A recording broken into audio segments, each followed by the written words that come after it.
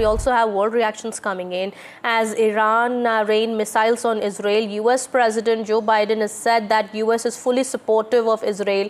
The Prime Minister of UK has also said that we stand with Israel at this point in time. French President Macron has also condemned the attack by Iran on Israeli soil, saying that we condemn this attack in strongest possible words. Also, India has reacted as well. India has said that it is deeply concerned about the security situation, escalation in West Asia region. Ghazali, also help us understand what does it mean for India here?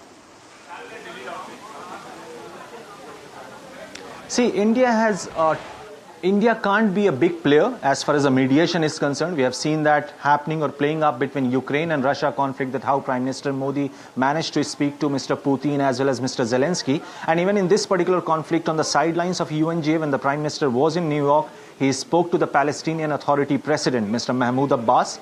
And he also managed to speak to Mr. Netanyahu just a day before yesterday. But what is at stake for India? One, there is a huge number of diaspora, a large diaspora in the Arab world. There are many Indians in Iran, there are many Indians in Lebanon, Israel, in all the three regions which is under conflict right now. And as far as our business interests are concerned, we know that how we have got into a recent deal with Iran in managing the Chabahar port. Now, that is very significant as far as the geostrategic location is concerned. Also, we heard that how Iran criticized India and compared it with Gaza and Myanmar when it comes to the treatment of minorities or, say, the Muslim community. India also hit back at the Iran Supreme Leader's tweet where he was condemning India for that.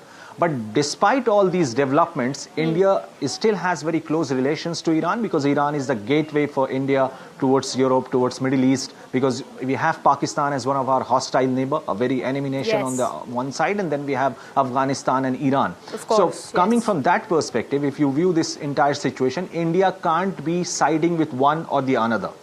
So India has also very good rapport with Israel. We have, we know that how Prime Minister Modi and Prime Minister Benjamin Netanyahu, they both enjoy a good rapport. Besides that, we have defense cooperation. Israel also happens to be the only country in the world which has an agreement with each state in India when it comes to agriculture. Israel is known for desert agriculture, where you don't have water, yet you are excelling in agriculture. And India is sharing knowledge, technology transfer. Many Indian students are studying in Israel. So from that perspective, India has to be very balanced when it comes to this particular conflict, and you can't be influenced with the social media rhetoric. We saw what happened with Maldives. The same social media rhetoric led to the ties dipping between the two countries. Absolutely. So what you are suggesting here is that India, of course, will have to maintain a balancing act. A balance needs to be maintained here. The relations with Iran, we have to, the relations need to be maintained, of course, with Israel as well at this point in time. So we can't be taking sides. That is very much clear. Also, US has warned of severe consequences. UK, France, all have issued statements. How is the world really viewing this situation? Well, all countries, of course, most of the countries that have issued statements, they seem to be siding with Israel at this point in time and offering full support. But how do we see it? How's the world really viewing it?